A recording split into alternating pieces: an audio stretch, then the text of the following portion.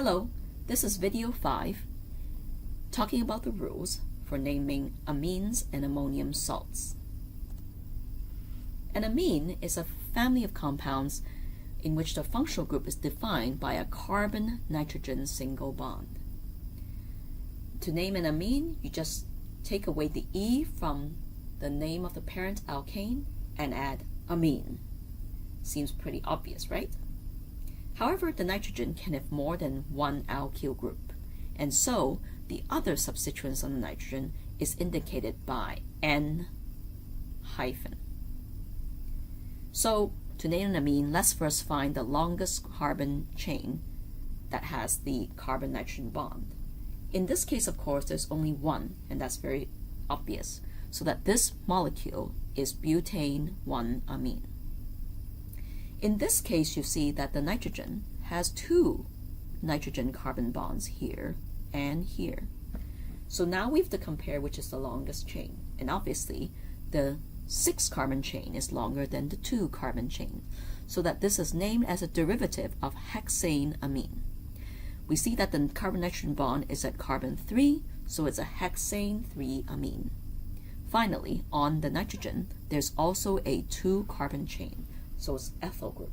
So this molecule is N-ethyl hexane 3-amine.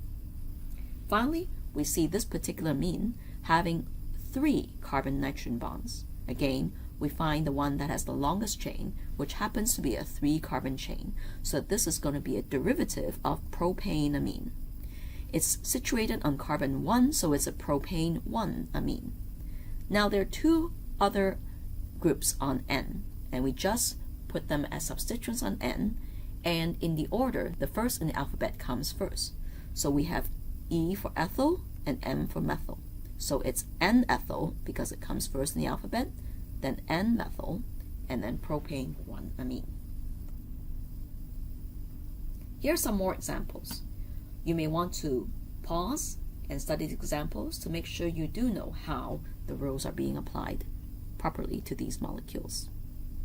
Now, amines can further form another nitrogen carbon bond so that it forms an ammonium salt. For these molecules, N has a plus charge. Now, the ammonium salts are just named by listing all the groups in alphabetical order, followed by ammonium, and then the name of the counterion, because it's charged to molecule. So here we see the counterion is hydroxide, so it appears at the last part of this name.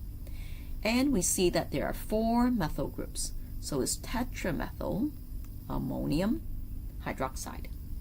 Now let's look at a slightly more complex example where we have different alkyl groups. We find that this molecule has dimethyl, it's got an ethyl, and it's got propyl. Now we just put all these groups in alphabetical order. So E comes first, ethyl, then M, so it's dimethyl, and then finally propyl. So it's ethyl, dimethyl, propyl, ammonium, and the counterion is chloride. So that is a separate word at the end. You may want to take some time now to review the last video to make sure you understand the rules for naming amines and ammonium salts.